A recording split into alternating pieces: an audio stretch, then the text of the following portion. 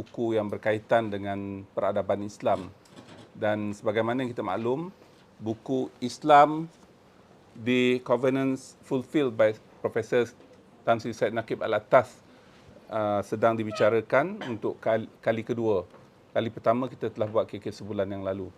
Sebelum saya menjemput Profesor Zaini untuk memulakan perbincangan, saya nak memperkenalkan buku yang terbaru terbit di pasaran yang baru siap semalam. Ya, buku ni berjudul Tafsir Maudu'i Sungai oleh Profesor Dato Zulkifli Muhammad Yusof dan Zaini Ujang.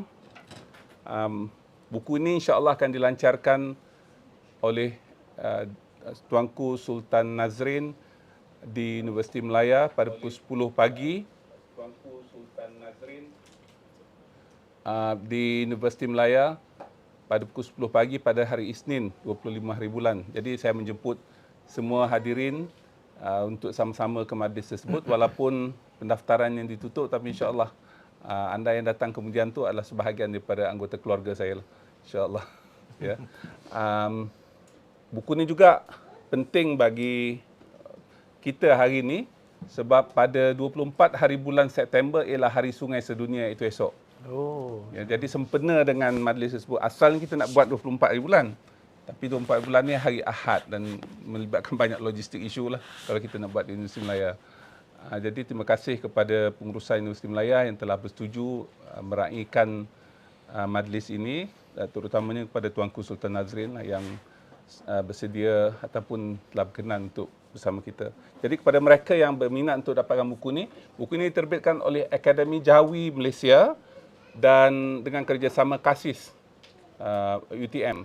Jadi sila dapatkan di pasaran, dan buku ini kami cuba dapatkan pendanaan untuk endowment UTM khusus untuk KASIS sebanyak 50,000. Setiap sumbangan anda itu insya-Allah sebahagian daripadanya akan kita gunakan untuk beri sumbangan pada KASIS lah. Ya. Jadi dengan tak membuang masa, saya menjemput Profesor Zaini Uthman untuk meneruskan agenda kita. Terima kasih Datuk Seri Zaini kerana kesian kalinya menjemput dan menjadi tuan rumah pada program kita Bicara Buku. Tapi seperti biasa, saya minta kita jika dibenarkan untuk kita alih bahasa. This one picks up, Datuk Seri. Macam mana? It's okay. Is it on? Is it on? Okay. On. Pegang is difficult. I have. Sudah. Yeah. Pegang tak boleh. Tak boleh. Okay. Boleh. Tolong on kan? Sorry.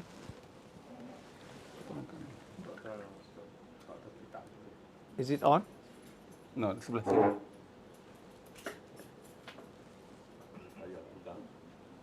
Okay.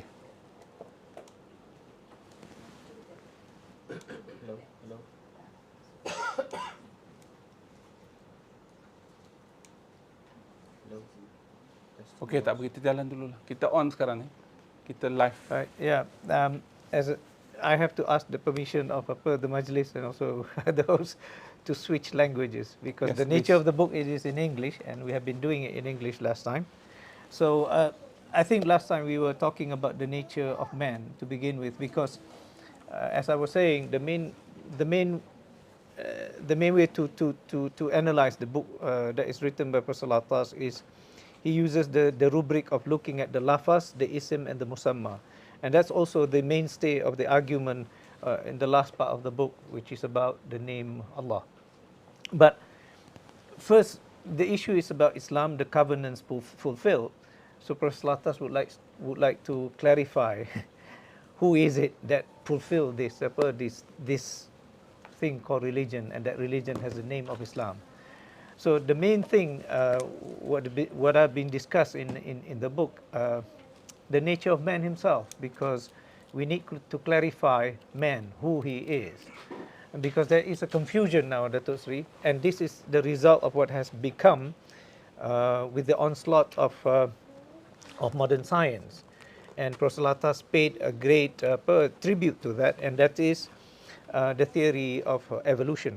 And Prof. al-Attas mentioned that this is quite a contribution of modern science.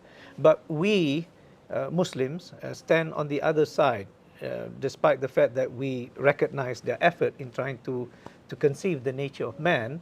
But there is a problem, and the problem is a theory evolution doesn't fix the nature of man to a person. So we do not know. As opposed to religion, and particularly religion of Islam, and the Quran for that matter, there is a person with a name. So Adam is not a species. Adam is a person, an individual.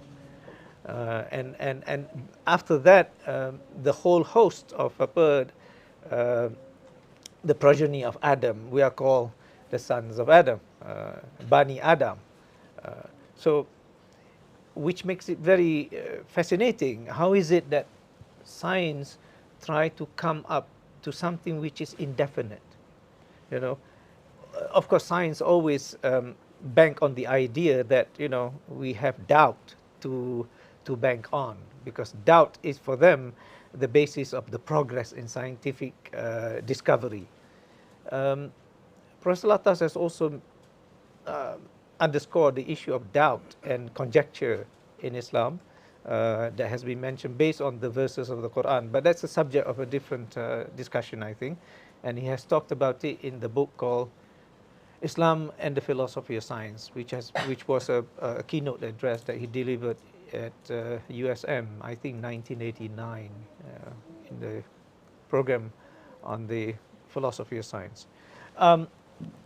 So what I would like to do today is sort of picked up on the last end of the idea of the nature of man, and to say that Professor al-Attas does not develop this thing out of, you know, something that is of a recent thing for him.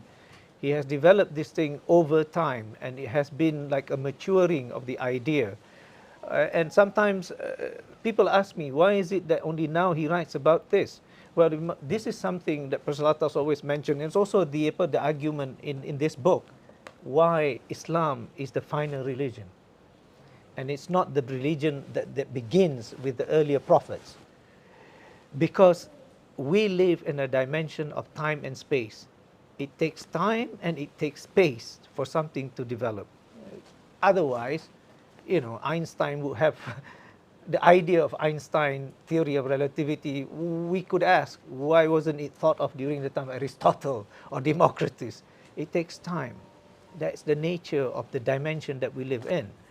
And there is, of course, another dimension that we are part of it, but we fail to appreciate it. And that is the dimension which is, you know, in Islam, we have the dimension that is spiritual and the body, the ruh and the jasad. That dimension, which is spiritual in nature, is not confined by time and space.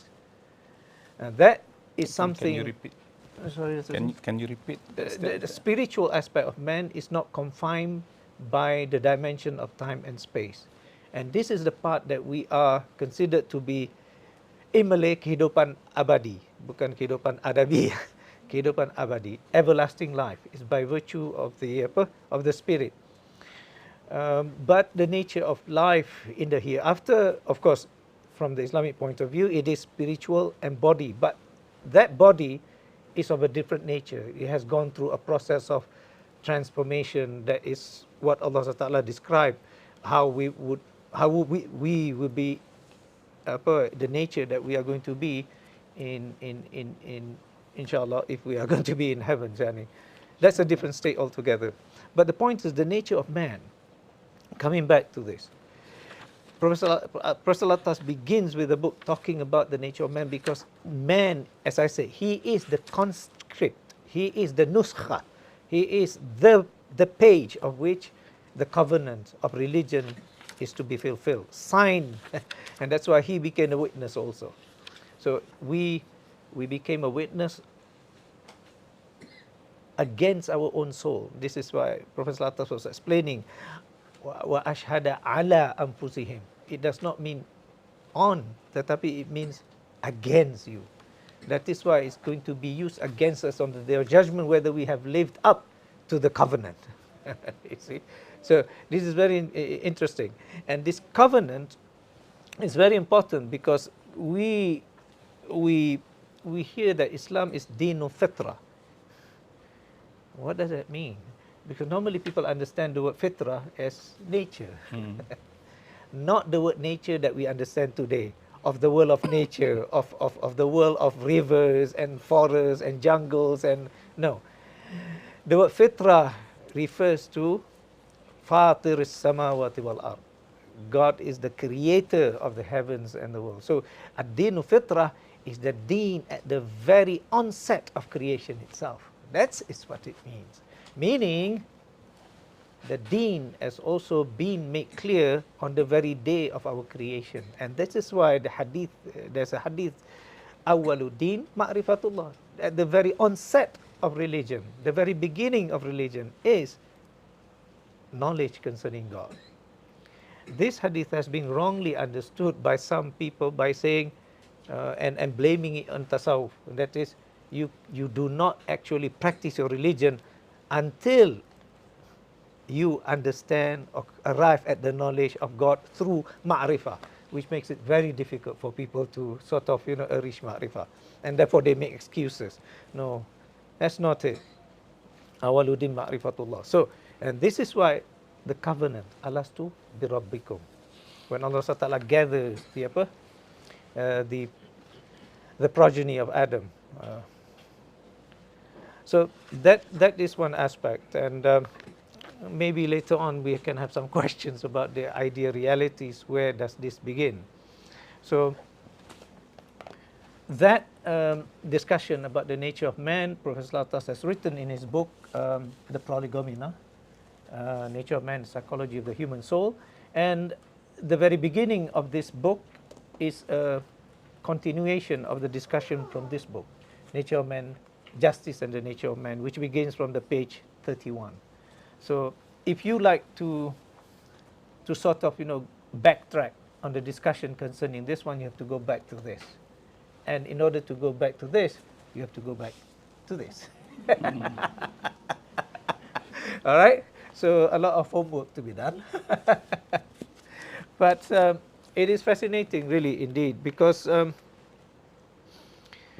the nature of man, Professor al-Attas was mentioning, the process of creation, and that is first the khalaqa, and then ja'ala, and then ansha'a. This is quite unique because I think popular discussion about the nature of man does not include any of this aspect of the three verbs in reference to the creation of man. First, khalaqa is to create something. Prior to that, it is not in existence. Ja'ala is to draw the qualities out that of which it has been created to make it into something else. Like you make someone into a president. He was born. Ansha'a is to, again, bring out something and to elevate. To elevate. And this is what Prophet ﷺ was saying when the verse in the Quran, concerning the creation of men, ثُمَّ أَنْشَأْنَاهُمْ خَلْقًا آخَرَ. Although we were created based on some of the bases or choices clay, meaning it's basically thin, clay and mud and water, but when we were born, that birth bring us into a different creature altogether with different capabilities and potentialities that later on we will somehow, these potentialities will materialize or they realize, and this is why some of us become what we become, History. Yeah, thank you, Seri. So this is just a brief run through of what has been discussed about the nature of man. It's going to be difficult to go if we were to go, line by line. So the other thing is, because we have centered on the idea that Adam is a personality, therefore he does not fall under any classification that is scientific in nature. So if we were to follow the kingdom of nature, then you have animal, plants, and minerals. Professor al-Attas is saying, therefore, Bani Adam, man, should not fall under the kingdom of animal. And this is why the Quran described the classification of man, not man as opposed to women, but humankind, we are divided into syu'uban wa qabaila. And this is why, as I was saying, I was joking to my wife, Dato, sorry, I don't remember the verse of Surah An-Nisa, the khutbah nikah. You see? Anybody here remembers that we created you from one man and one woman and make you many men and women? Because I only married once, so I don't remember. That is the verse. Prophet al-Attas, the basis for him is that this is the verse that says that we created you. And that Adam is a different creation. He does not fall under the classification of animals. And this is why Prophet al-Attas discusses at length the difference between nafsul haya and nafsul natiqah. The animated soul and the rational cognitive soul. Human beings are gifted with the rational cognitive soul, the ability for us to create science. It's very fascinating indeed, you know.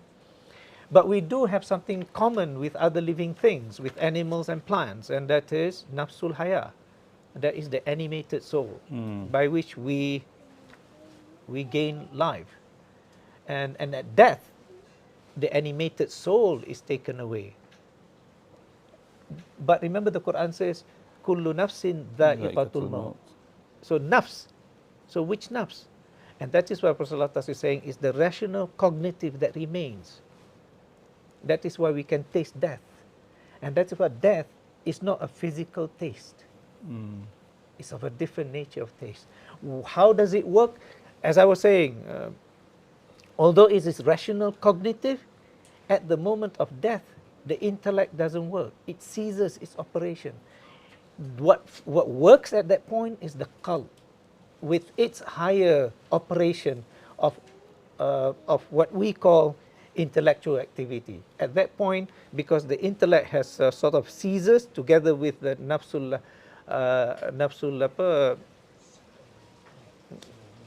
what is it that escaped me?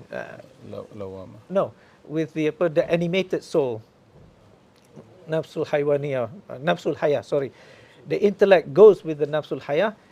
The imagination is alive, and it's the qalb that is alive at that point. And this is why a lot of people, all of us must have heard the description that when people at their last stage of death, they sort of stare blank and they sort of seen where they're going to go. That is not by ocular sight. That is not by this physical sight. That is the sight of the inner, and that belongs to the ruh, that belongs to the qalb. Therefore, the intellect doesn't work. At that point, no longer rationalization. Am I dying? Please don't make me die. No, it doesn't work that way. Because at that point, the animal aspect, because remember the last time when we were discussing about this, the ruh as considered to be the ground zero. Then you have the qalb, and then you have the aqal, and then you have the nafs. Because the nafs is the one that's connected with the physical world outside. So this is why you see the nafsul haya, it's connected with the intellect. The qalb is by itself protected. And this is why it's very fascinating. The issue of the covenant, Professor is saying, we must be directed by the rational cognitive aspect to control the animated aspect of ourselves in order to fulfill the covenant. And this is why Pak Adib's question last time, the first meeting, what is confirmation? What is affirmation? The affirmation part is the cognitive, the rational part. That is the iman. The confirmation of the religion, as I was saying, is the act of the body. And that is where sometimes the nifaq, you have two aspects of nifaq. But the worst of nifaq is at the level of rational cognitive. That's why shirik is a rational cognitive problem. Isn't it? You may exhibit a very religious outward behavior, but inside you have a completely shirik idea of God. MashaAllah. That's nifaq, you see. That's hypocrisy of a highest kind. And this is why what Pak Adib was asking the last time is very important. How do you affirm something? And this is why Prof. al-Attas discusses about that. First is at-tasdiq bil-qalbi, which is the assent of the heart. To what? To the unity of God. And that tasdiq, that is the affirmation. And that has to do with the rational cognitive part of the soul. See? Wal-iqrar bil-lisan. And then you declare it with your tongue. Wal-amal bi-jawarih. That is the confirmation. You see, affirmation in the heart, nobody knows. But confirmation with your iqrar, and this is why we have to make kalimatu shahada. This is why, and we have to repeat it all the time, at least what, 17 times or more in our salah per day. Why repetition occur so many times? So, for example, Well, kenapa zikir you have to do it 33 times, not once? That is asked a very interesting question. This has to do with something called khalqan jadid, which we don't actually realize how important it is. And this is what Professor al-Attas also has brought out. And I didn't understand its full implication until of late, when I've been working on my book, particularly like yesterday when you stopped by, I said, oh, I was working on my book. Because, Dato Sri, we are recreated at every moment.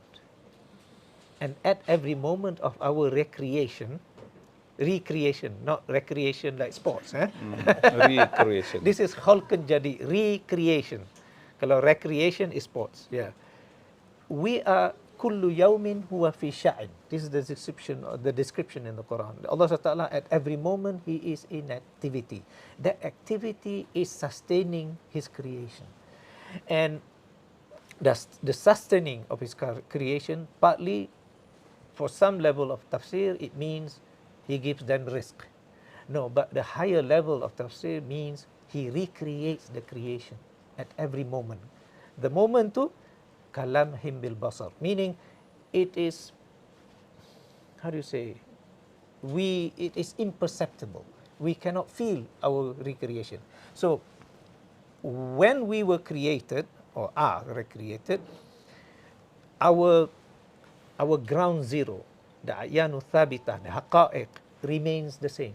But our external, not the ayan, that is being taken back into non-existence and being put back. So the shahada is because of that. The confirmation, the affirmation. So in other words, you have the metaphysical aspect of that, Dato' Sri. This is why people don't realize how important dhikr is, and repetition. Why won't we just say, well, you ask your wife, why don't you, I just say only once, I love you, cukup lah. It doesn't work. You have to repeat.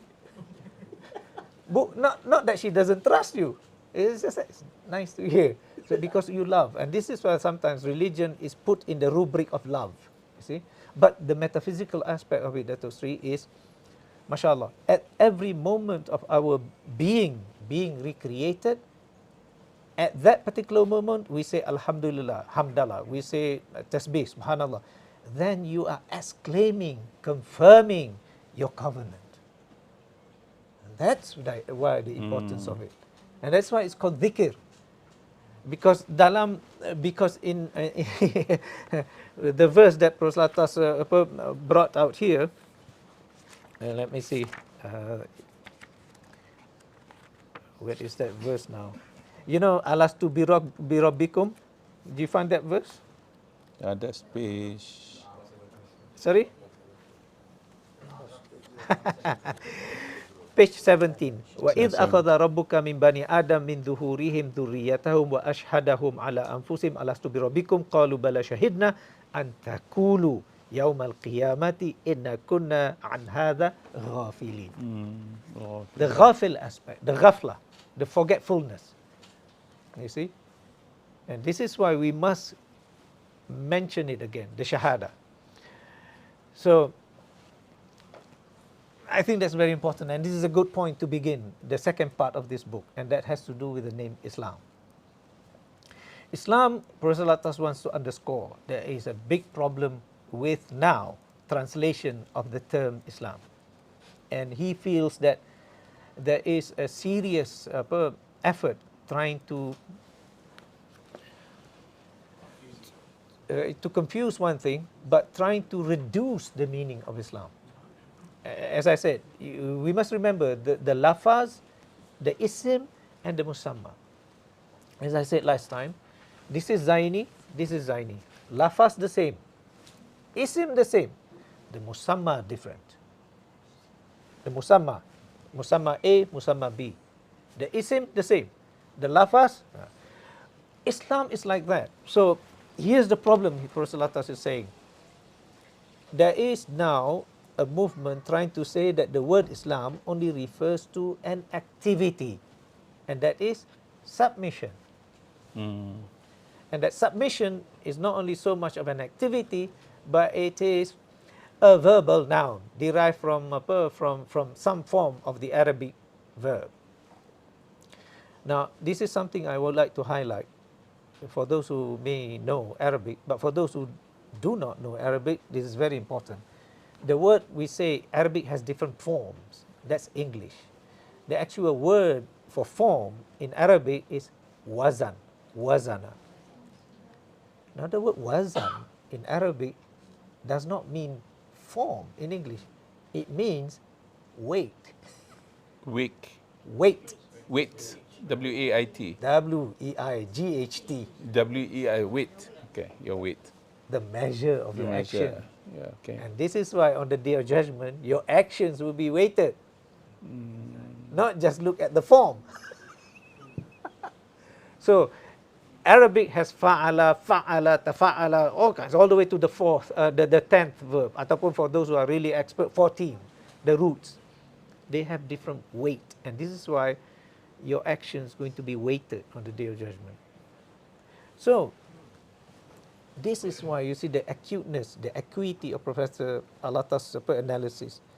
How can you reduce the immensity of the verb aslama to only like a verbal noun that has no value, no weight? That's what he was discussing, because he says that people who translate the word Islam into submission, there are two kinds. One, translate that with an English mind, thinking that it's submission, that's it. So because, every religion submit. So God must admit or accept all submission. And then Prophet said that is where the logic fails. Because if all religions Allah Ta'ala accepts, what's the point of having prophets? Isn't it? And this makes some people who follow some other religious traditions very happy. And this is why Prophet is saying, no, it is very careful that we must look at this term Islam. Of course, it is based on the word aslama. But Prophet is saying, aslama is not to submit in the Arabic Islamic sense. Yeah, it is only one aspect of the meaning, because salim, actually the root word, you must go and look at the root word. Salima means peace. Salima. Yeah, the word is from salima, and salima means peace. So, aslama is to make peace, actually. And this is why it's very fascinating about Orientalist works. Look at Islam within the context of historical and political development in the region. Looks at Islam as a way, for some reason they find it very interesting, why Islam champions itself as a religion of peace, because the two warring civilizations before them, the Persians and the Romans. Now, I was reading in preparation for this talk today. Apparently, according to one interpretation, because there are many discussions about this in early tafsir, Tabari, Muqatil, many others. Why, for example, the Prophet ﷺ was more inclined towards the Roman, not so much the Persian. You must remember, and I would agree with the earlier commentators, Because you see, the Prophet, Rasul was part of a mission that is prophetic in nature and revelation based. And we know that the Romans were the ones who, for good or for bad, there was Isa with them. There was Moses with them before that. And the Persians did not have that. And it's quite an interesting part of history that we must develop. Because Persia, as I said, I mean, civilizationally, located in Tigris Euphrates, which is now Iraq and Iran, the seat of the Persian Empire, was also the place where Ibrahim alayhi salam thrived. But he left. And this is where Prof. al-Attas drew a long sort of travelogue of what happened to Ibrahim alayhi salam. He moved out from that civilization that is associated with Noah and moved to the land of the Canaan, Palestine, later on to Jerusalem, later on to Egypt, and then back to, not back, but went to Mecca. And this is quite a unique story because Prof. al-Attas was saying, this is his own interpretation. He said, according to him, he understands in such a way that Ibrahim was directed by Allah Ta'ala to go to Mecca, not because there was a squabble between Sarah and Hajar, not because of jealousy between Sarah and Hajar, so he has to take them away far apart. And he was saying, logically, if you want to separate your wives, you don't go thousands of miles into a desert land, غَيْرُ ذِي ذَرْعٍ, you know. Why would you do that? Betul tak? You just take the next village, enough. And look, Prof. al-Attas was a new dimension because you know, this, as I said, the plan of, this is what Prof. al-Attas was saying, the plan of Allah Ta'ala must be taken its due time and space. So Islam developed in Mecca because that was the plan of Allah Ta'ala. Why, for example, in Mecca, you have a new aspect of religion, which is basically started by a woman, and that is Sa'i, Safa and Marwa. That's related to Hajar. No Haji, no Hajj will be valid without that. And that's not the Sunnah of Ibrahim alayhi salam. That's very fascinating, isn't it? But Prof. al-Attas was saying, no one talks about this. It's not like a woman created part of Islam. No, but that's part of the religion that Allah Ta'ala wants to develop later on. See, Islam must develop in full-fledged. And Prof. al-Attas was mentioning here that, you know, Ibrahim alayhi salam used to come and visit, you know, Hajar and Ismail. And I remember reading this book, Fihris bin Nadim. Ibrahim met his son Ismail, and because Ibrahim spoke a different language, Ismail married to the tribe of Jurhum. He spoke Arabic, and that is why Ibrahim was mentioned according to Nadim in this Fihris. You know, I'rab. I'rab today in Arabic, if you go to any class in Arabic, I'rab means vocalize. We put tashkil, fatha, damma, kasra. No, what it means is that translate them into Arabic, because Ibrahim spoke to Ismail in a different language. Yeah, so this is fascinating, and this is why we must look at, you know, the early history, and this is what Prof. al-Attas was mentioning, that we must again look at this part. You see, the Quran talks a lot about the Proto-Arab, you know, the Ad, the Thamud, Madain Saleh, the Nabi Saleh and the others. But when we hear about the story about prophets from the Judeo-Christian, you hear a lot more about, you know, we don't hear about the earliest, right? We hear more about Greek, Roman, you know, and then Jacob and what have you. So we need more people to go in this field. Inshallah, with the new opening of Saudi Arabia, these places can now be visited and we can see them. Fascinating part. So coming back to Islam, the verb is not meaning referring to submission alone, because then if you turn Islam into just a submission, then there is a problem, because who do you submit to? The question, the subject, meaning the man himself. And then after that, who does this man or the person who becomes Islam or Muslim wants to submit to? You cannot just make every religion. This is a problem because, for example, if you look at the verse in the Quran, Inna Deena Indallahil Islam, verily the religion, because Inna Deen, the definite article before the Deen, the Deen, before the sight of God is Inna Deena Indallahil Islam. There is a definite article again, not without a definite article, the Islam. So if you were to translate the Islam into submission, then verily the religion before the sight of God is submission. Then every religion can claim, we all submit. Then you have a problem. Which God do you submit to? And this is what Prophet al-Attas is afraid of. You demean the position of Islam. You brought it low. You brought low Allah subhanahu wa ta'ala. You brought low your own, and then you smack all the mission of the previous prophets. And this is what Prophet al-Attas was saying. Read again. I mean, we have no time to go into greater detail. Like earlier prophets, the name Allah was not clearly mentioned to them because they were not speaking Arabic. I remember when Prophet al-Attas first thought about this, when my wife and I we were visiting him, he was sort of, sometimes he tried to make something simple. So he would explain in a very simple way. If Nabi Ibrahim, if we were to consider him a Muslim, yes? But in Islam, as-salah imaduddin, prayer is the pillar of religion. Did the Prophet Ibrahim pray like we pray? He didn't.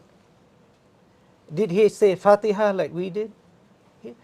The only thing that is in our salah is dua Ibrahimiyah. Wajhatu wajhiya lilladhi fatara samawati wal ardh. And that's the point Prophet was saying. Because Ibrahim realized the process, and you must look again. Read again, very fascinating, Earlier civilizations, they all have the same aspects. You have statues, which we call idols, everywhere. The Persians had it, the Greeks have it, the Indians have it, even the Chinese have it, So this is what Prophet al-Attas used to joke, Alexander the Great, went far and wide, He reached India and he looked, it's the same. It's just different name in a different language. But they're gods and goddesses. So nothing new to discover, Nothing new to discover. So this Islam is a unique name. And this Islam, there are many aspects to it, Dato Sri. We cannot go into every aspect of it. That's one, the prayer. But I added my own discovery, what I found, not really a discovery. Because when I look at the commentary on the hadith, Dr. Hilmi can verify this, from Kastalani, Irshadu Sari fi Sharh Sahih Bukhari. But you all know about this. You just never thought of it. And what is it? The Isra Mi'raj. What happened? All the prophets prayed behind Rasulullah, isn't it? Now, if Ibrahim, who considered to be the Abrahamic faith, the father of so-called religion, why didn't he lead the prayer? Because he did not get the form of submission in the form of Islam. And this is why Prophet is trying to explain the verse, Al-Yawma akmaltu lakum dinakum. Today I perfected your deen. And that has to do with the form of submission, the way we pray, and what we say. You see, and this is why, in what we say also contains the prayer of Ibrahim. See, it does not mean that we chiplak, because some people were saying, this circumambulation around the Kaaba. Oh, that's being done even before. No, you see, otherwise then everybody chiplak.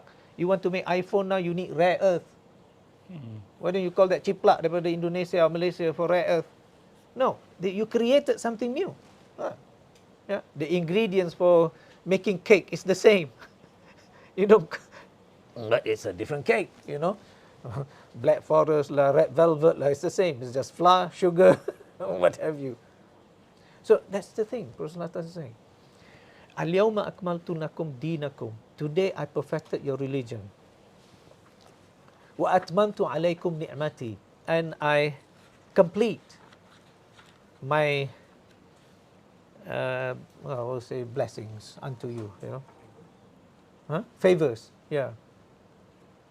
Wa raditu lakumul Islam dinan. And I am pleased that this deen called Islam is what I accept. And this is why it's a completely different religion altogether. And this is why the mission of the Prophet ﷺ, he is to complete that religion.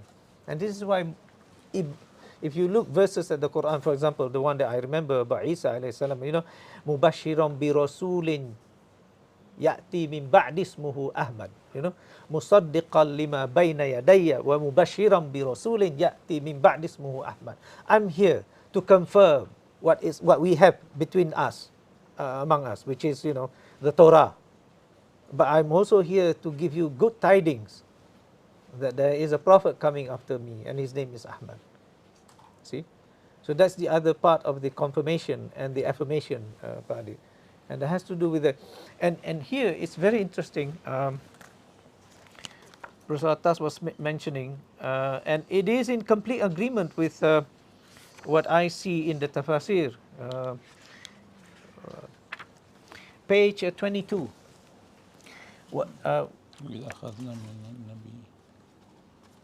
Let's go to page 21 first. وَإِذْ أَخَذَ اللَّهُ مِيثَاقَ النَّبِيِّينَ. So this is the covenant between the prophets. لَمَّا آتَيْتُكُمْ مِنْ كِتَابٍ وَحِكْمَةٍ ثُمَّ جَاءَكُمْ رَسُولٌ مُصَدِّقًا لِمَا مَعَكُمْ لِتُؤْمِنُنَّ بِهِ وَلَا تَسُرَنَّهُ قَالَ أَقْرَرْتُمْ وَأَخَذْتُمْ عَلَى ذَلِكُمْ إِصْرِي قَالُوا أَقْرَرْنَا قَالَ فَاشْهَدُوا وَأَنَا مَعَكُمْ مِنَ الشَّاهِدِينَ. And recall, this is to the people of the scripture, meaning people Ahlul Kitab, when Allah took the covenants of the prophets. So there is this is why all prophets fulfill the covenant. But the final covenant in the form of Islam fulfilled both covenants, saying, whatever I give you of the scripture and wisdom, and then there comes to you a messenger confirming with what is with you, you must believe in him and support him. Then Allah says, have you acknowledged and taken up that my commitment? They say, we have acknowledged it. And he say, then bear witness, I am with you among the witnesses. The second verse is very important, and this is what the ulama of Mufassirun was saying. This is quite fascinating. وَإِذْ أَخَذَ مِنَ النَّبِيِّينَ مِيثَاقَهُمْ وَمِنْكَ. Why is Minka, the prophet, mentioned first? وَإِذْ أَخَذْنَا مِنَ النَّبِيِّينَ مِيثَاقَهُمْ. When we take the covenants with the prophets, وَمِنْكَ, and from you, Muhammad, وَمِن نُوحٍ وَإِبْرَاهِيمَ وَمُوسَى وَعِيسَى ibn Maryam, وَأَخَذْنَا مِنْهَا مِيثَاقًا غَلِيظًا. And mention, O Muhammad, we took from the prophets their covenant, and from you, from Noah, from Ibrahim, from Musa, Isa. This, the Mufassirin is saying, is the reason why the prophet was really created first. At the realm of what Professor al-Attas discussed earlier, the haqa'iq. But in this manifest existence, it takes time and space. Al-Attas was saying, Rasul Sallallahu came last. But the covenant was taken much earlier with you, no. See, because he was the first. That's why there is the saying dalam buku Professor al-Attas, the other one, and he always says, you know, there's this saying, Kuntu nabiyyan, I was a prophet, wa Adama baina ma wa tin. I was a prophet when Adam was between what, clay and water. Yeah. So that shows the prior positions of the Prophet ﷺ. Now, why are we doing this? Well, this is the thing, you know, you must understand, Professor al-Attas has never separated what is called spiritual metaphysical with common understanding. So in many of his interpretation, there's an element of metaphysics, and metaphysics for him is not the ken of philosophy. Metaphysics is the work of Ahl Tasawwuf, and the true ones, all right, the true ones. So, do I have it here? Yeah, I hope I can show you here. This book is available from Zain Book House. If you don't want to carry this big one, they come in small monographs. So this is, I think, third chapter from here, concerning religion, because it has to do with ibadah. The footnote on page 20 to 21. We do not in at least mean here that ibadah becomes identified with ma'rifah. Remember I said earlier, awaluddin ma'rifah? Because some people think that, oh, having ma'rifah, there's no need to ibadah, because kononnya high Sufi. No, that's the wrong idea. The former as work or service is called amal, which is ibadah. Ibadah is called amal, including the prayer, salah, the prescribed meaning the obligatory ones, fard, and the confirmed practice of the Prophet. This is called ibadah, sunnah. We must do all those. And the supererogatory, the nawafil. These are all still incumbent. You must do them, although you have whatever ma'rifah. Ma'rifah, Professor al-Attas defined, is both the right cognition, not right knowledge, right cognition. Remember when I talked about here in page 177 about the human soul? The other part is cognition, the other of the human soul, rational and cognition. We talked about the cognition, because the rational is the purview of the intellect, of the akal. And that is why ma'rifah is not the work of akal. You cannot, it's not like, you know, a formula that you work out the solution. QED. No, not ma'rifah is not QED. Yeah. QED. Yeah. Ma'rifah is something that Allah Ta'ala gives. Look, ma'rifah is knowledge of a right cognition and the right feeling or spiritual mood, which is called hal in tasawwuf. The former, which marks the final stages of the spiritual state, maqamat. Okay? And it precedes the latter, which marks the beginning of a spiritual state called ahwal. So ma'rifah marks the spiritual transition point between the spiritual station and the spiritual state. As such, and since it is knowledge that comes from God, meaning Allah Ta'ala only, that He is the only one that can give you this ma'rifah. Not like, I jumpa Tok Guru, I dapat ma'rifah. No, it doesn't work that way. I've been following this Tok Guru, this Syed, then I have ma'rifah. No. If you say that, then this is not real tasawwuf. It's not the tasawwuf of the great ulama of the Sufi lines. So ma'rifah marks the spiritual transition point between the spiritual station and spiritual state. As such, and since it is knowledge that comes from God to the heart, to the qalb, not the intellect, and depends entirely upon him, it is not necessarily a permanent condition, unless it is continually secured and fortified by ibadah. Your answer, Dato' Sri, kenapa zikir? Kenapa syahadah all the time? It must be confirmed and fortified with ibadah. And this is why syahadah all the time. Even without salah, out of salah, something astonishing happened to you. You know, even something so out of the ordinary. Astaghfirullah, shahadu an la ilaha illallah. You recall again your belief and your strength and your commitment to Allah Ta'ala. Because why? That is your fitrah. That is the fitrah. That's what it means, not nature. It means your fitrah is from Allah Ta'ala. So you sort of reboot, in the computer language, you reboot for your fitrah with shahada. With shahada. Yeah. So he who discerns and knows it in the case, and the one who receives knowledge from God about God is an arif. and he can transform his ibadah solely into contemplation. Meaning, after that, not every ibadah becomes contemplation, not the reverse. Contemplation does not become ibadah, but your ibadah becomes contemplation because it's of a higher level of hudur. Your qalb is present in your prayer. And that's why I said, do not use your intellect during prayer. That's a word. It destroys everything, you know. Allahu Akbar, what does it mean? God is greater than... mengakalkan semayang, habis. It doesn't work, okay? So, his ibadah solely into contemplation for the arif is acutely aware of the fact that he becomes one, at least partly due to his ibadah. Partly due to his ibadah, he becomes an arif. He knows God through his ibadah, which is by means he approaches his Lord. That's a good question that you asked. You see, this is what Prof. al-Attas, it's quite, to me, I come to realize that the way he explains about religion is not like we understand today, one-sided. The halal haram, if you don't do this, but there is this aspect he calls it metaphysics, but we call it tasawwuf. We call it tasawwuf. And because it is beyond physical. Metaphysics is beyond physical. So that's what he means by it. Right? So, 5 minutes atau so. Okay. You go. No, kita sama habis lewat. Tapi you go first. Okay. Any question? Yes. Yeah. Yeah.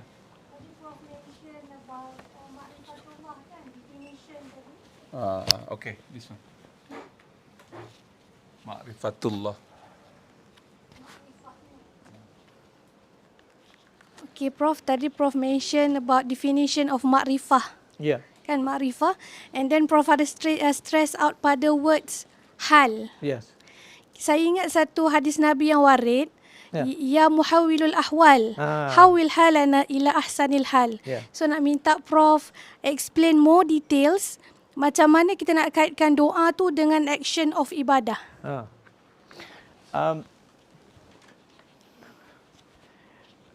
In order to arrive to that, one has to have a very sharp concentration.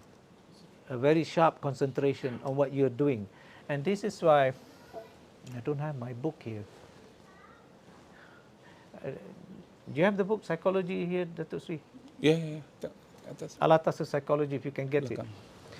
The concentration that I said that must be of a high acute level in order to achieve that level of a very high standing of hal, because the hal will translate into maqamat. The maqamat is the one that Allah Ta'ala grants you.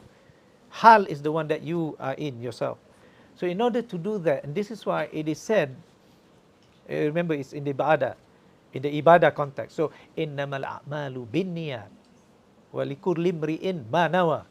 And this is why the intention is very important. And I have explained the meaning of intention in here. And this is very important because people miss this point. And this is in relation to what Professor al-Attas has explained. And I developed this. Hold on a second, let me find it in the index, 152. Yes, I think it is 152.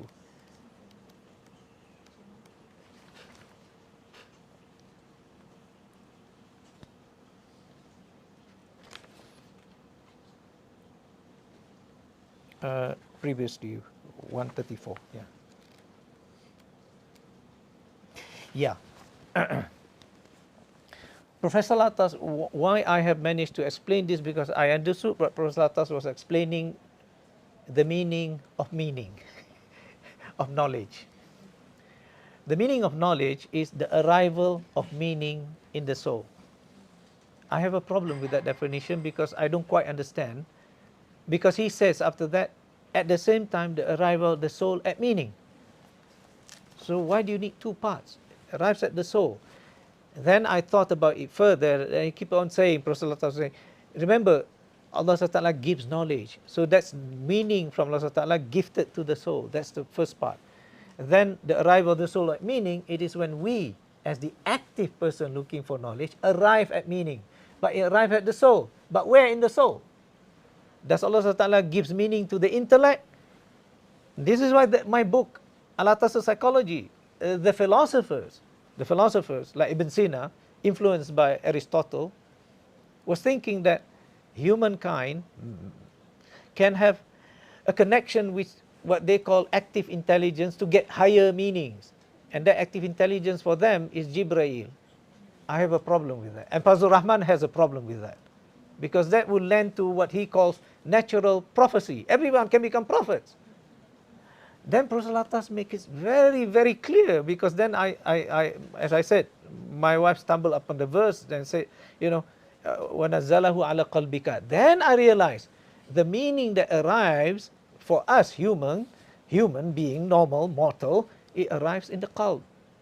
The intellect then, the ratiocination, the ratio cognitive aspect of the soul arrive at that meaning, because the higher level from the qalb, then it goes down to the intellect. That's where the niyyah is. See? Niyyah. As I said, let's go back.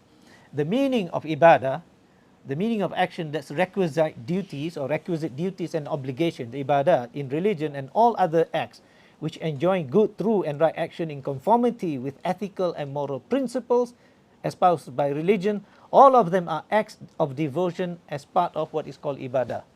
Yeah?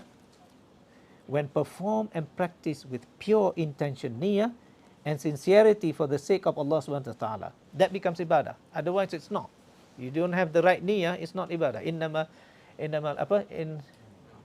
a'malu binniyat wa likulli minna. But what is niyyah? Niyyah is an instantiation in the soul. Very instant.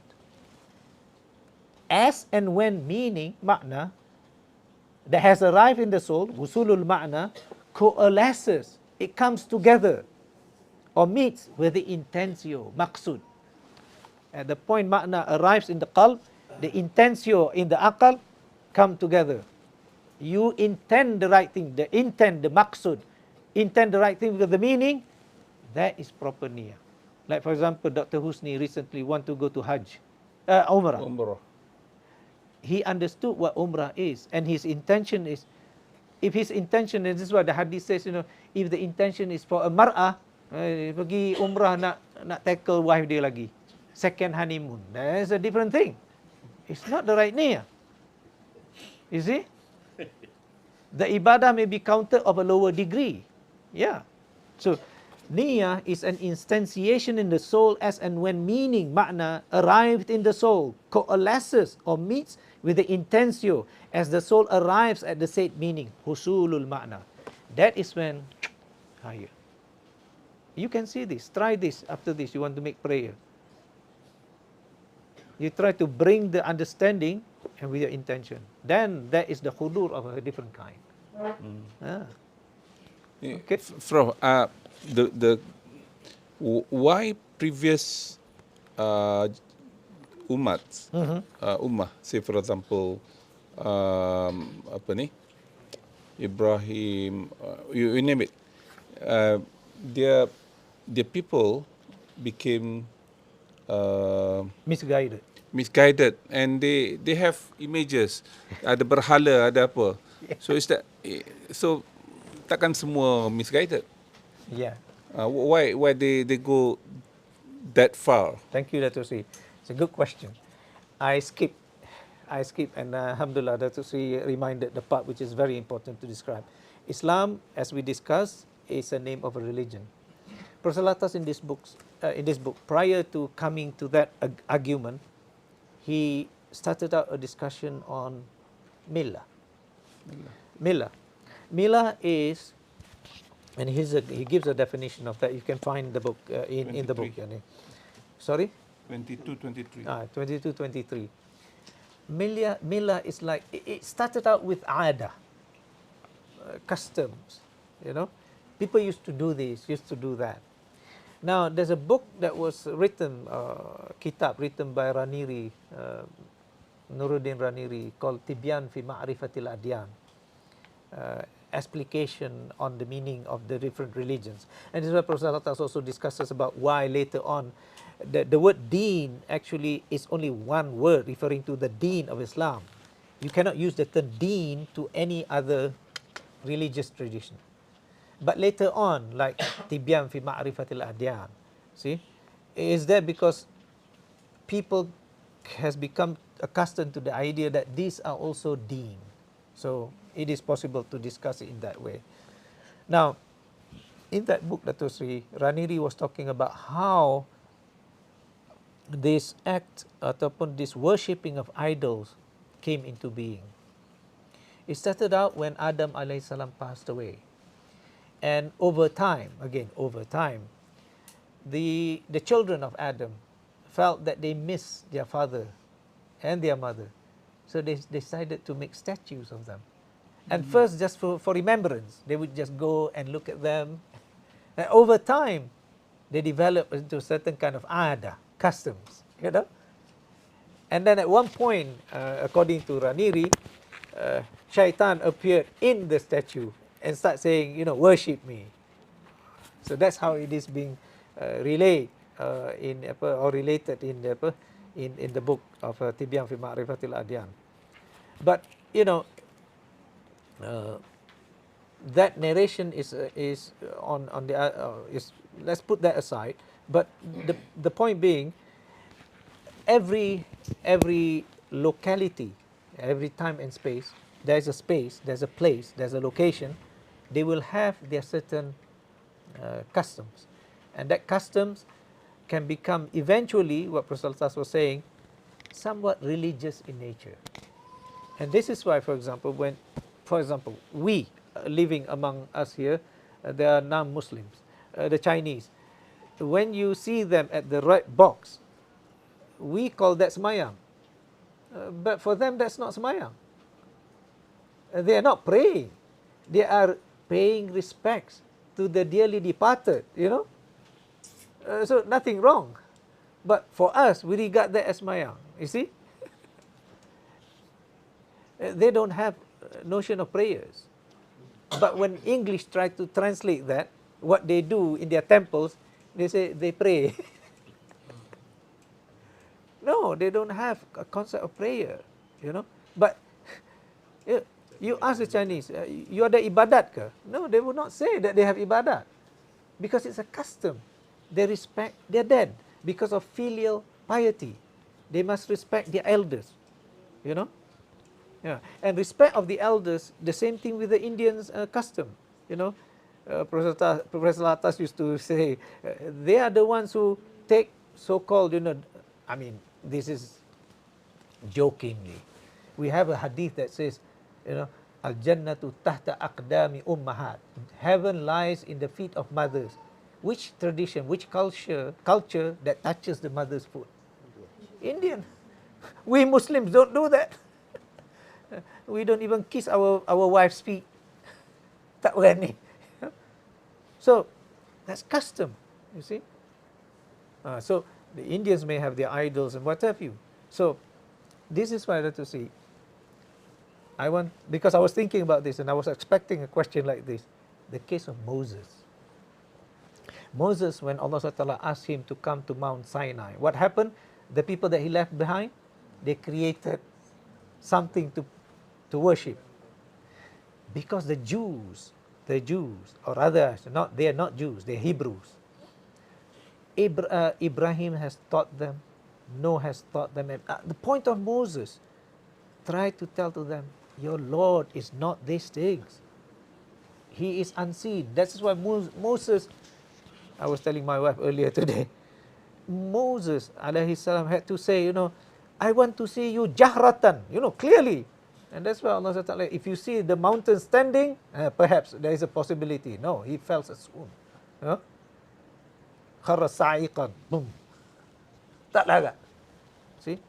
Because he lives among the people who wants to see a representation of deity. But there are amongst him who sort of followed him. First, of course, his brother, Harun. And there are some small group. But among the greater part of the Hebrews, because why? They were living among the Egyptians and the Romans, who have their own gods and goddesses, have their own statues. Ada yang god of Neptune lah, Hera lah, all kinds. That's why they want to have their own, and it's a cow. Or in the form of a heifer. They need something like that. So this is why they have an idea of God, let us see. It's in their mind, the affirmation. But once they put it outside, habis. That's why the confirmation and affirmation, Pak Adik. Alhamdulillah, we may have a very clouded idea of Allah SWT, so long as our action doesn't confirm the cloudiness of our iman, Alhamdulillah. Allah SWT says, we are not going to count that against you. Betul tak? And this is why the beauty of alaikum bil jama'ah. Please stand by the majority. Because you may have a very clouded idea what Tauheed is, tak faham. You still go and pray. That you may be saved. That's okay. And this is why majlis ilmu like this, min Rawdatul Jannah. Amin ya ni. There may be one here whose niyyah is so pure. That goes to him. All of us will get the benefit. You see? All of us come here with such clouded ideas about things. Yeah. But how do they get clouded? That's the point. See? That's the mission of the prophets. Partly because, as I said, when Allah said, "Antakulu an hadha ghafilin," we forgot that part of the covenant. That's why when we take this form of manifested existence, wow, this world is so beautiful. The cult becomes repressed. We forgot. And this is why the prophet, all the prophets, all of them, the life of their cult is different from ours. And in particular, the Rasul Sallallahu, it was mentioned in the Quran, وَمَا يَنْتِقُ عَنِ الْهَوَىٰ إِنْ هُوَ إِلَّا وَحْيٌ يُوحَىٰ. Whatever he speaks, yantiq. And the Prophet Sallallahu discussed about this mantiq, the ability of logic of man. So, Rasul did not talk based on outside things, but he talks based on the life of the cult, the revelation that has shaped his mind. And this is why the worldview, Pak Adik, the worldview. And this is why we must keep on refreshing our worldview. Yeah, so that it doesn't get clouded. Now this is why Prophet ﷺ was saying, what happens now with the word Islam becomes submission now. Because the worldview has been confused. Partly because you may have lived in the West for a long time.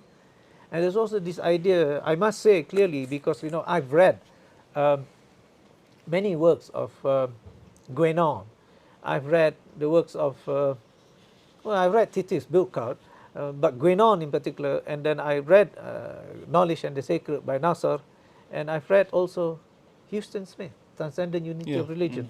And this is why Prophet in this book here, at the very beginning of the Prolegomena, he must mention something about it, you see, the transcendent unity of religion.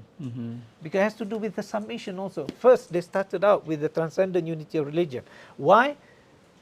Sophia Perennis is a very... probably ramai tak dengar perkataan. Sophia Perennis is a Latin word for perennial philosophy, perennial wisdom. Because they think that the great minds of the past, like Aristotle, Socrates, everything, they're philosophers. So they are perennial, meaning it's all over, there must be philosophy. Religion is after philosophy. It's an aftershoot of philosophy. So religion is a smaller thing. So this is what Prophet was saying.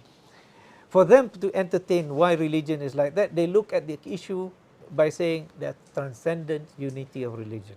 Meaning all religions at the higher level refers to the same thing. And that's the basis of submitting becoming the main thing for all religions. Houston Smith wrote a book, he wrote an introduction to a book, Transcendent Unity of Religion by Houston Smith. I was looking for the book, couldn't find it. That's the title. Transcendent Unity of Religion. Houston Smith make the diagram like this. There is this line, above is the esoteric, batin, below is the exoteric, zahir, and at the top of this line, you have a point, and that God, of course, diagrammatically, God, and there are lines. Okay, this line is like Islam, Christianity, Judaism. So all lines leads to God. So when you cross the boundary of esotericism, from esotericism, exo to eso, zahir to batin, all leads to God. Doesn't matter. Houston Smith bukan Islam kan? No. No, it's just, No. So I have the book. Professor al-Attas was saying, no, they got it wrong. What it is that once you hit the line that separates between zahir and batin, that line will, the right one, will push you to Islam. And that will lead you to Allah SWT. Because the right submission, the right form of submission. Itu yang penting. Because the form of submission, and Professor al-Attas discussed about it, has to do with, I forgot which page. It's quite long, dia punya, sorry, I thought I found it. It's quite long, the definition of Islam. Page 25. The word Islam with the article. Let me see, is that right? 25?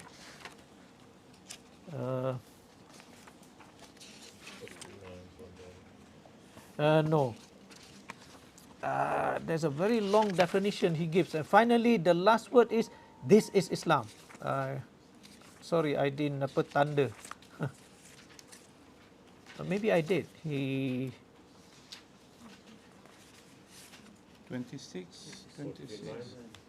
Huh? 27 sama. 40.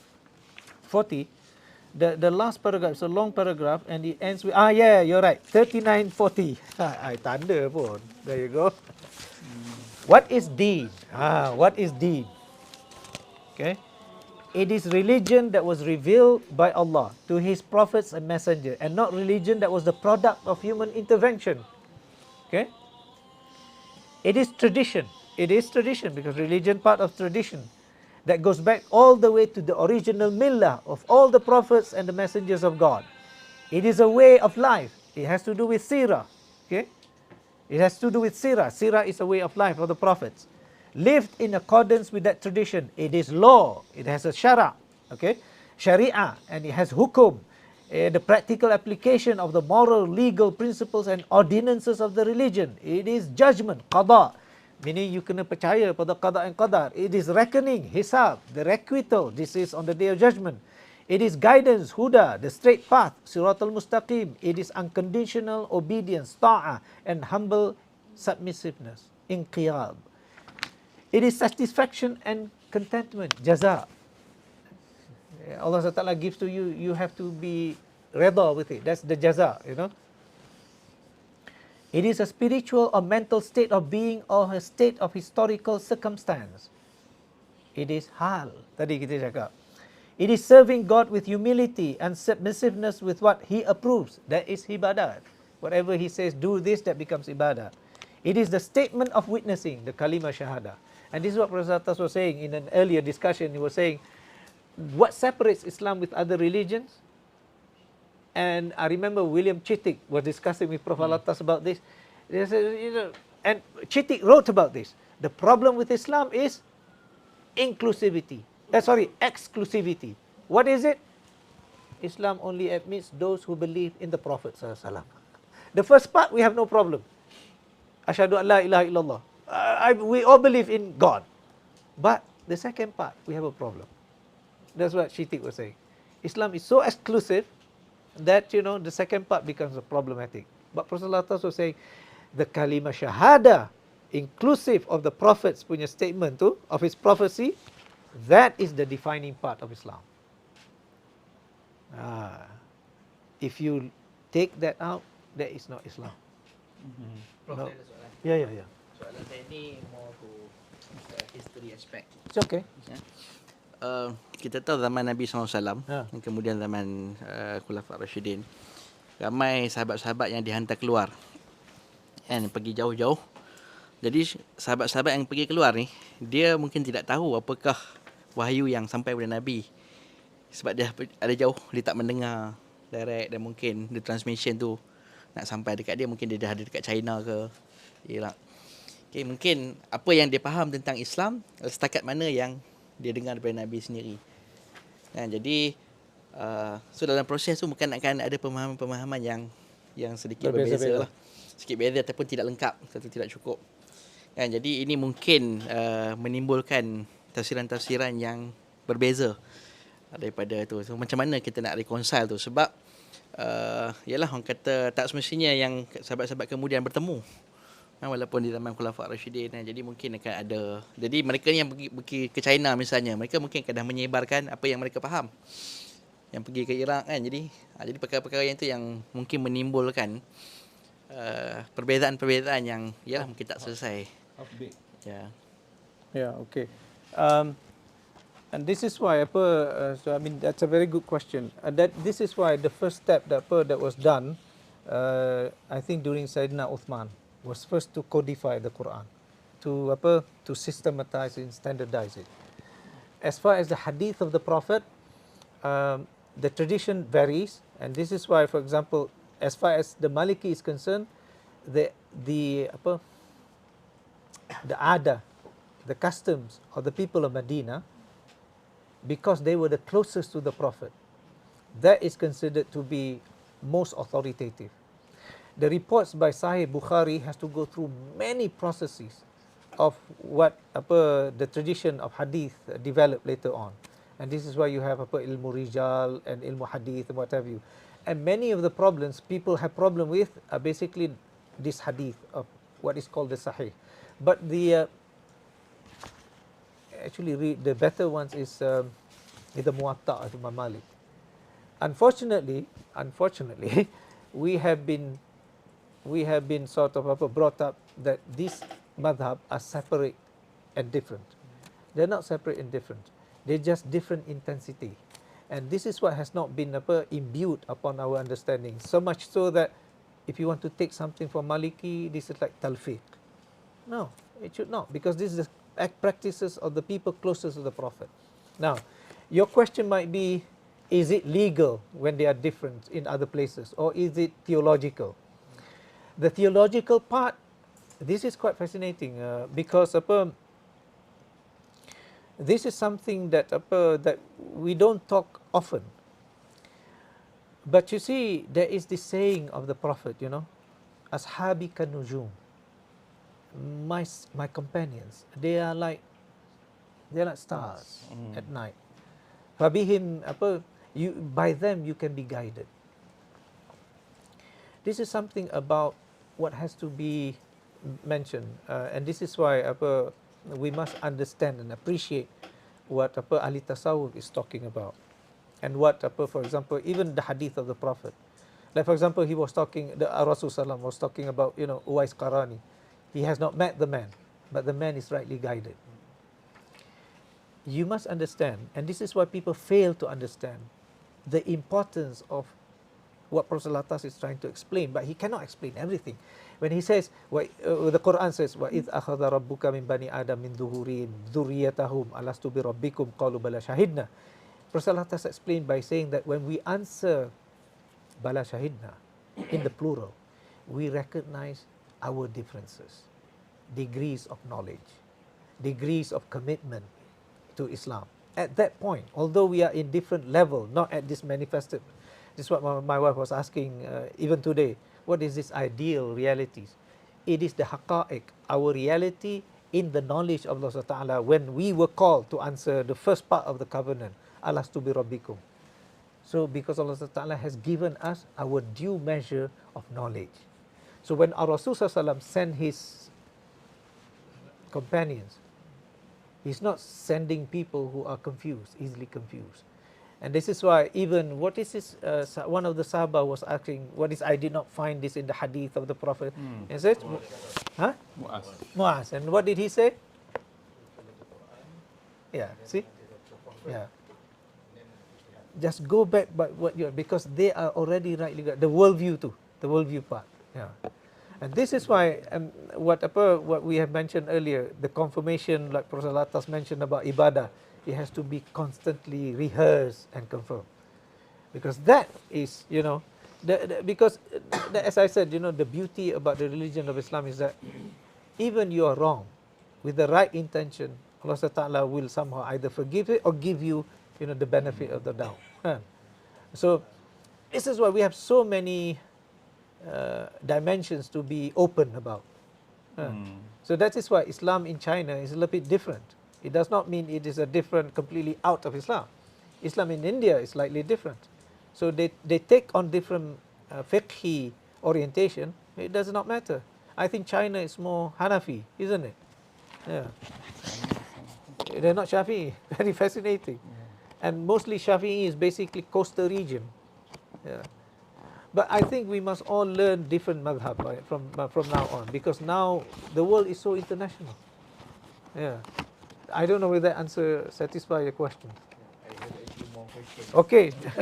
So, okay, kita ada lagi 15 minit, roughly. Sebelum ada soalan, please. Ya. Bismillah. Assalamualaikum. Tadi Dr.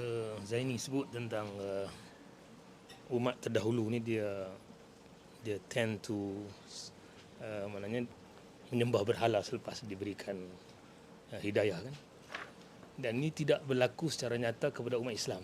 Yeah. Yeah. Apakah dia mungkin kerana mukjizat kalimah la ilaha illallah itu? Yes. Yeah.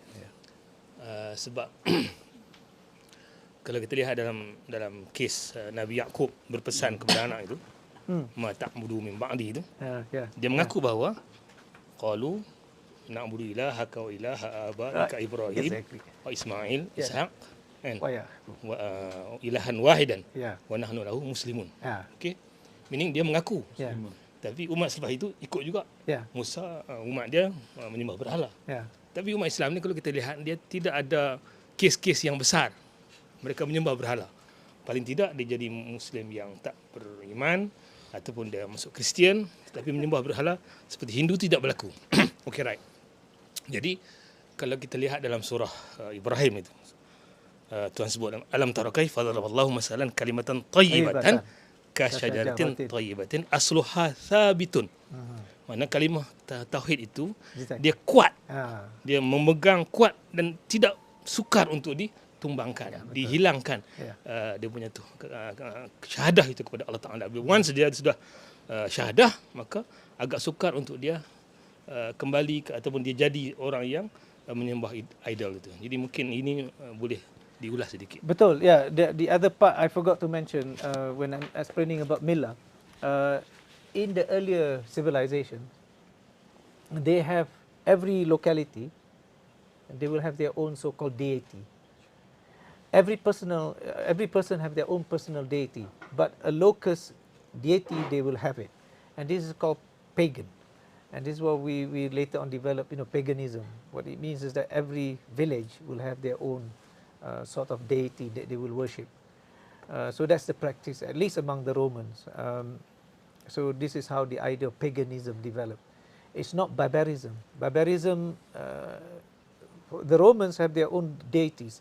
Barbarism, they refer to people like non-Romans, non-Greek, and they refer to people like, Europeans. And they believe in small things. That's why when you see movies made of them, they show like personal, handheld kind of thing. So they have those. And what you were saying is exactly how Prof. al-Attas explains it. That this development of the idea of unity, tawheed, in exclusion of other deities, is exactly at the time of Prophet Yaqub. Because his son says, we will believe according to your father and the Prophet Ibrahim. And that slowly the process of the kalimah to shahada takes place. And by the time of the Prophet ﷺ, what happens? All the idols in the Kaaba was demolished. Ibrahim alayhi salam tried to do that at this place. It didn't work. He got sacked. he was asked to leave, you see? Although he tried to use reason, because the people of his time were quite scientific and high level of reasoning. Ask the big one, how is the big guy? It didn't work. He has to leave, But by the time of the Prophet, believing in idols are no longer effective. There is also a sociological aspect to it, I think, because of the wars between the Sasanian and the and the Romans. They keep on losing because the Romans and the Greeks, before they go to war, they pray to the gods of of Ares, the god of war.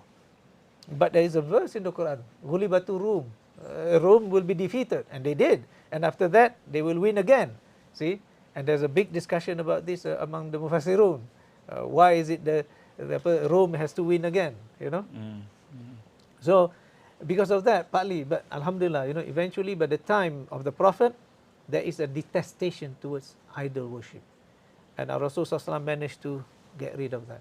Yeah. And even until now, for example, for some of us, some kind of memento from Hajj that refers to the Kaaba is detestable.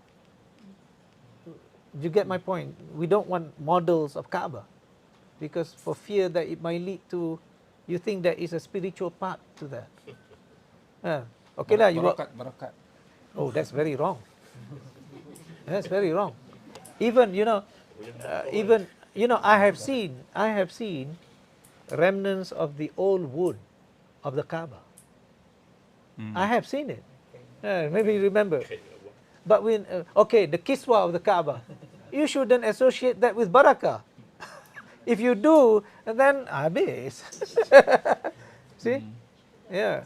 But this is what Prophet al-Attas is afraid of, and we must constantly talk about this. There's some customs that can lead us to wrong appreciation of our religion. Do not misdirect us. It's very important.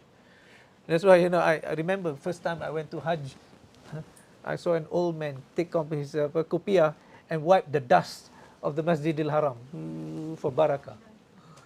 It's just dust. And the worst is trying to bring back stones from Kaaba. It's wrong. Yeah, last question. Kalau tak ada saya satu. Kenapa dalam sejarah ni, you can see that the page 28, 29, when related to Prophet Ibrahim, say for example, there is no narration or no history that we can find other than Persian, Rome, say for example Japan ke, ataupun New York ke in. Yeah. But why is the religions of Islam is only centered in that part of the world? Yeah, this has always been a question. This is why, Dato Sri, I brought this book today, the Aqaid of al-Nasafi, and this is the manuscript was discovered in London by the late Uncle Aziz, and Uncle Aziz was trained in Japan. So he's good in Japanese language, but not good in Arabic and Jawi. He showed it to Prof. al-Attas, and Prof. al-Attas was quickly managed to decipher that it's one of the earliest specimens of the Aqidah of Muslims in this part of the world. It's the Aqaid al-Nasafi, buku Aqidah karangan Imam Nasafi, and that was translated into Malay in Jawi. So,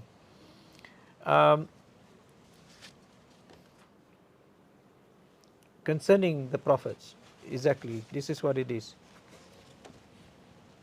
Article number 16, page 71. The Malay part is page... page 60? 71. Because it has to do with the sending of the messengers. In the sending of messengers, there is wisdom. Is the benefit for all servants, not something futile, nor for it is for sport.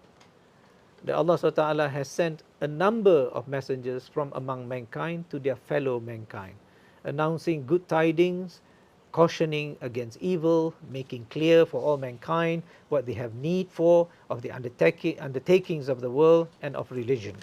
And He strengthened them by means of miracles that contradict the customary way of nature. Now this we must affirm this, not just believe but affirm that Allah SWT gave prophets mu'jizah, and here He defines the mu'jizah. The first among the prophets was Adam, and the last among them is Muhammad. Now a statement of their numbers, now this is where it is, a statement of their numbers has been in fact narrated in some traditions of the Holy Prophet. How many of the prophets really is mentioned in the hadith. However, it is better that we do not set a limit to their number by naming them, for indeed Allah exalted be. He said, of some among them we have related to you their stories, some qasasna ba'dahum, the Quran says, and others among them we have not related to you their stories.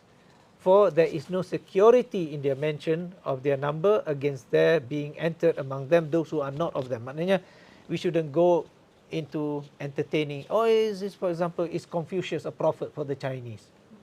Because he speaks about the same language as the hadith, and we shouldn't go there. So why the Prophet's activity because that's the center of civilization. And we know that the progeny of Noah, some of them spread out in the other parts of the world. And this is why, for example, the story of the flood, now people discover that it is narrated in almost every civilizations of the world. So there is a common historical narrative about what happened. And this is why they may not have the same, just like the question of Wabi Amin tadi, about different parts of the world. They may heard of it, but they did not get the full story of it. You see, so but the center of activity, the ground zero of it, is in the place where the Greeks and the Romans were, and the Persians are major players. And the reason why, because it's still being called the cradle of civilization, the Tigris and Euphrates. It's fascinating. Although we have now contending claims of who has the earlier civilization, but if we go by writing, the Sumerians has the oldest writing, and that's about 6,000 years ago, and that coincides with the dates of the prophets. It may be earlier, it's just that the specimen of what we have now. Yeah. Okay, kita dah 4:30. Hari ni weekend petang, saya fikir ada baiknya kita tamatkan di sini dulu. Okay. Terima kasih banyak kepada semua yang hadir. Ada 2 pengumuman. Satu, lepas ni kita boleh semayang kat sini lah saya fikir. Ya, sebab dah lambat ni. Oh, okay. Dan lepas tu kita boleh ada sikit jamuan. Dan sekali lagi saya nak wawarkan pelancaran buku tafsir Maudu'i Sungai. Ini pada 25 hari bulan, pukul 10 pagi di Institut Asia Eropah di Universiti Malaya oleh Tuanku Sultan Nazrin. Kita nak meraihkan majlis ilmu, bukan nak meraihkan pengarangnya. Pengarangnya pun tak tahu mana pun. This Monday, yeah? This coming Monday. Jadi boleh pergi terus, nanti apa-apa hal nanti saya cari saya kat Even sana. for those who are online. Yes, please. Yeah. Walaupun ada limitation, tapi tak apalah, insya-Allah kita ada last minute, ada ramai yang tak datang. Jemputan khas keluarga pengarang. Kerabat. InsyaAllah kita akan tentukan bulan 10. Kita akan buat, saya akan bagi Prof, kita akan buat bulan 10, bulan 11, bulan 12 sekali. Saya insyaAllah bulan 10 ni pergi umrah. 10 bulan 11. Dia nak pastikan yang jauh sikit daripada musim nak pergi itulah. Ya, insyaAllah doakan sama-sama. Dan sini ada buku-buku untuk siapa yang berminat, boleh hubungi Akademi Jawi, Saudara Syukri, dan boleh bayar terus pada Syukri lah. Ni tak ada kena-mengena dengan bayaran kepada akaun saya. Cuma Dato' saya nak sebut satu perkara je. Bagi mereka yang, for those who are interested to follow what Prof. al-Attas has written about this thing in Malay, it is available. He has discussed about these things dalam Islam Faham Agama dan Asas Akhlak, and it's available in this collection, Himpunan Risalah. I think it's available from Zain bookstore maybe. And this book Dato' Sri is also the work of, I think, Dato' Raja jugalah, Sri Ifim and Kasis. Dato' Raja help to finance this. Zain ada. So this book is a compilation of Prof. al-Attas' work in Malay.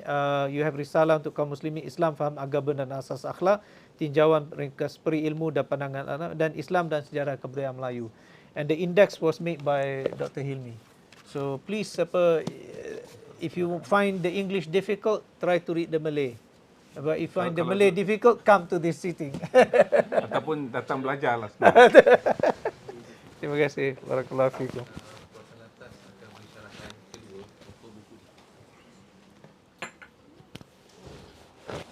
Saya nak ambil kesempatan pada majlis yang mulia pada petang ini untuk membuat berita gembira lah bahawa Prof. al-Attas bersetuju untuk memberi syarahan kedua berkenaan buku yang beliau baru hasilkan ni pada 21 Ogos 21 Oktober hari Sabtu 9 malam di Dewan Tuku Chancellor UM. Sebab masa pelancaran hari itu beliau macam berhenti tiba-tiba kan. Selepas tu beliau rasa macam semangat lagi nak bercakap. Kalau ikut Dato' Roslan tu Prof. al-Attas punya bateri siang ni kurang sikit. Bila malam tu dia makin semangat. So yang akan datang nanti akan buat pada pukul 9 malam, Tuan 21 Chancellor. Oktober. Dewan Tunku Chancellor UM. Ada bayaran ke? Ada sedikit lah bayaran untuk cover cost kan. Jadi kita akan keluarkan puasa dalam masa terdekat nantilah. Terima kasih. Ya. Ya, itu formal sikit. Mungkin itu sebab saya tak setkan bila program kita akan datang. Sebab saya dimaklumkan ada Profesor Attas pun nak bagi kuliah, jadi kita bagi masa sikit lah, mungkin seminggu selepas tu baru kita ada pertanyaan-pertanyaan. Jadi sesi yang kita buat ini membolehkan kita memahami buku ni. Walaupun kita baca buku-buku yang baik, tapi kalau kita dengar sendiri pengarangnya cerita kenapa dia tulis perkara tersebut. Ada sebab kenapa ni, macam buku ni lah. Ya, buku ni promo sikit.